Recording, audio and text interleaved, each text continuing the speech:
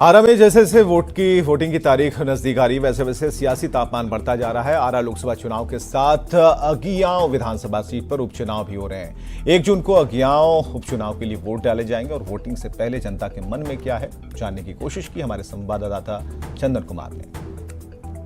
आरा लोकसभा चुनाव को लेकर धीरे धीरे भोजपुर जिले में राजनीतिक सरगर्मी बढ़ती जा रही है।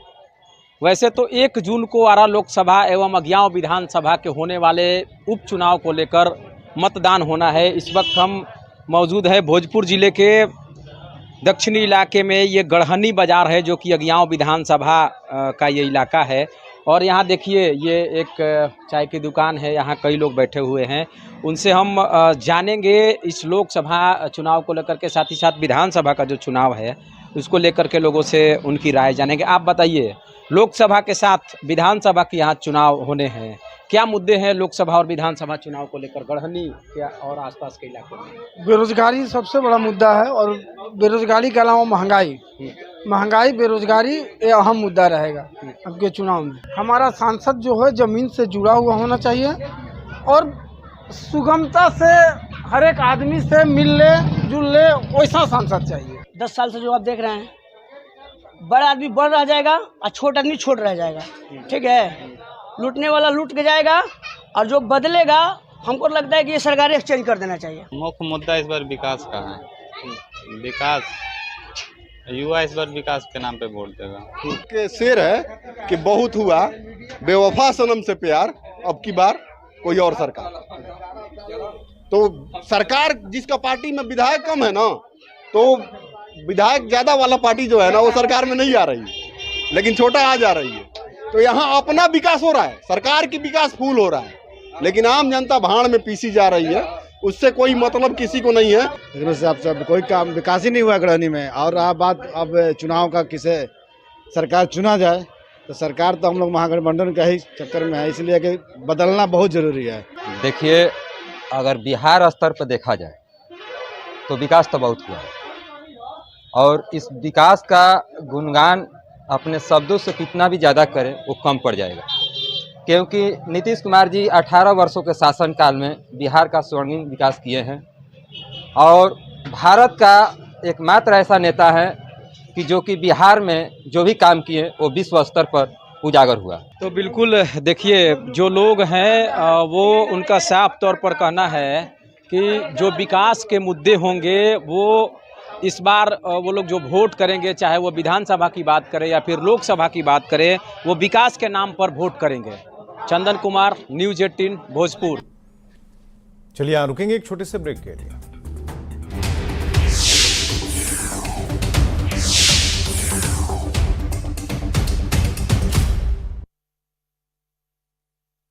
मेरे आना चाहेगी।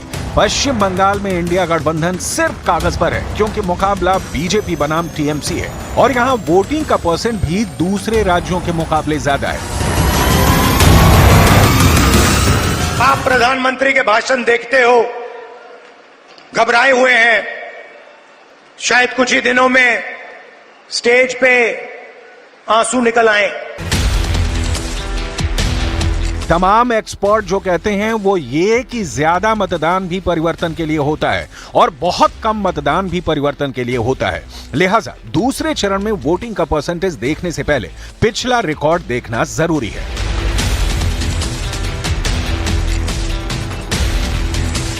तो 2014 के चुनाव में दूसरे दौर में 67.3% वोटिंग हुई थी।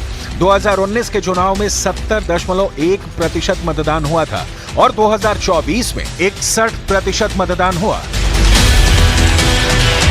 88 सीटों पर हुए मतदान का अगले चरण पर क्या असर होता है, फिलहाल ये बताना असंभव है। बहरहाल चुनावी संग्राम सीटों को देखें तो बहुत दूरी तय कर चुका है, लेकिन फेज के हिसाब से अभी आधे रास्ते भी नहीं पहुंचा। लिहाजा 4 जून के इंतजार के अलावा पक्ष विपक्ष की बस दलीलें हैं, जिनकी जीत के अपने अपने दावे हैं। लोकसभा चुनाव के दूसरे चरण में जहां वोटिंग हुई वहां बीजेपी का स्ट्रांग होल्ड है। 2019 के चुनाव में इन 88 में से 50 सीटों पर बीजेपी उम्मीदवारों को जीत मिली थी, जबकि 8 सीटों पर राष्ट्रीय जनतांत्रिक गठबंधन यानी एनडीए के सहयोगी दलों के उम्मीदवार जीते थे। इंडिया गठबंधन की अगुवाई कर रही कांग्रेस ने 21 सीटें जीती थी और अन्य के खाते में 9 सीटें आई थी। फाइट टाइट है और फैसला ईवीएम में कैद है। 4 जून को 400 पार होगा या रिजल्ट कुछ और होगा, बस इसी का इंतजार है।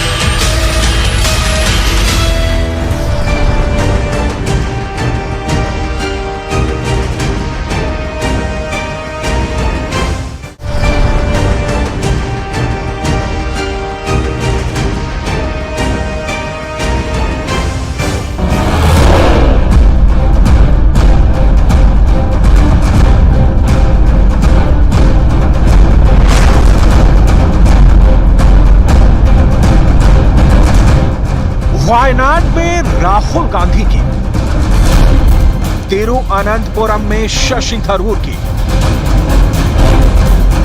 जोधपुर में केंद्रीय मंत्री गजेंद्र सिंह शेखावत की, मथुरा में हेमा मालिनी की, मेरठ में अरुण गोविल की, झालावाड़ में वसुंधरा राजे के बेटे दुष्यंत सिंह की, जालौर में अशोक गहलोत के बेटे वैभव गहलोत की, कोटा से लोकसभा अध्यक्ष ओम प्रकाश बिरला,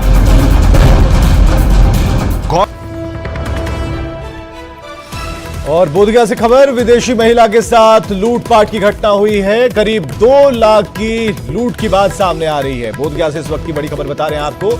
एक अपराधी को लोगों ने पकड़ लिया है, ऑटो से भाग रहा था और उसे पकड़ा है लोगों ने। अपराधी के पास से पर्स बरामद कर लिया गया है। जापान जा रही थी विदेशी महिला और बोधगया से गया एयरपोर्ट होते हुए ये जापान जा रही थी। और बोधगया थाना क्षेत्र के वर्मा मोड़ के पास इस महिला के साथ ये घटना घटी। 400 के पार जाई हो, बीजेपी के अब की सारा कार आई हो, पलट के पलट अब की सेने रे काम आई ललटनी। मोदी ऐसन सच्चा सेवक केहू नाही भइले रे। जाता किसान लोग के जनवा नेताजी तोहरे घराना। देश को लूट लिया गठबंधन वालों ने। 370 के सुन ले हो खबर कहानी, मोदी जी के डर से थर थर कांपे पाकिस्तानी। डॉक्टर महेश शर्मा की दूसरे फेज में 1206 प्रत्याशियों की किस्मत जनता जनार्दन ने ईवीएम में लॉक कर दी है। पलड़ा किसका भारी होगा? एनडीए बाजी मारेगा या इंडिया गठबंधन की जय जय होगी? फैसला अब 4 जून को आएगा। 2 चरण के चुनाव में 190 सीटों का अब तक का गणित क्या कहता है? मतदान के आंकड़े कौन सी कहानी बयां करते हैं और 1/3 सीटों पर जनता ने किसे किया है कबूल और किससे कर लिया है किनारा? वोट किसका घट रहा है, किसका बढ़ रहा है? इसकी पूरी डिटेल आपको आगे दिखाएंगे।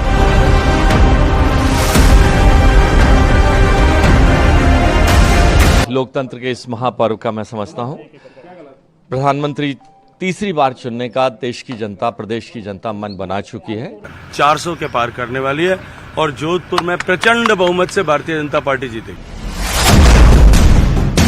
दूसरे फेज में केरल की सभी 20 सीटों पर, राजस्थान की 13 सीटों पर, कर्नाटक में 14 सीटों पर, महाराष्ट्र की 8 सीटों पर, उत्तर प्रदेश में 8, मध्य प्रदेश की 6, असम की 5, बिहार की 5, छत्तीसगढ़ की 3, पश्चिम बंगाल की 3, त्रिपुरा 1, जम्मू कश्मीर 1 और मणिपुर की 1 सीट पर भी मतदान हुआ। पहले चरण के मुकाबले दूसरे चरण में वोटर ज्यादा जोश में दिखे। पोलिंग बूथ पर लंबी लंबी कतारें दिखी, लेकिन ये कतारें किसके समर्थन में उतरी और ईवीएम का बटन किसके लिए दबाया? इसके लिए 4 जून तक का इंतजार करना होगा। अभी तो दावे ही दावे हैं, हर एक पार्टी की जीत के अपने अपने दावे हैं। दूसरे फेज की कुल 88 सीटों में से बीजेपी 70 सीटों पर ताल ठोक रही है। कांग्रेस भी 70 सीटों पर चुनाव लड़ रही है। शिवसेना 3 सीटों, शिवसेना यूबीटी 4 सीटों पर चुनाव लड़ रही है। सीपीएम ने 16 सीटों पर उम्मीदवार उतारे हैं। बहुजन समाज पार्टी ने 74 सीटों पर प्रत्याशी खड़े किए हैं। जनता दल यूनाइटेड ने 5 सीटों पर कैंडिडेट्स उतारे हैं। मतलब देश में उत्तर से दक्षिण तक और पूरब से पश्चिम तक के लिए वोटिंग डेटा, हर एक बूथ की रिपोर्ट न्यूज 18 इंडिया के पास है। इसकी पूरी डिटेल आपको आगे दिखाएंगे, लेकिन उसके पहले नरेंद्र मोदी की सबसे ताजा जनसभा की सबसे ताजा रिपोर्ट, जो हर चरण का एजेंडा सेट कर रही थी। इन्होंने यहां तक झूठ फैलाया कि अभी डॉक्टर मनमोहन जी ने ऐसा कहा ही नहीं था कि देश के संसाधनों पर पहला हक मुसलमानों का है। लेकिन साथियों, आज डॉक्टर मनमोहन सिंह जी का एक और पुराना वीडियो सामने आया है, जिसमें फिर से वो वही कह रहे हैं कि देश के संसाधनों पर पहला हक मुसलमानों का है। और ये वीडियो सामने आने के बाद कांग्रेस और उसका इकोसिस्टम, जो आए दिन मोदी को गालियां देता था, आज उनको जैसे सांप सूंघ गया है, सांप सूंघ गया है।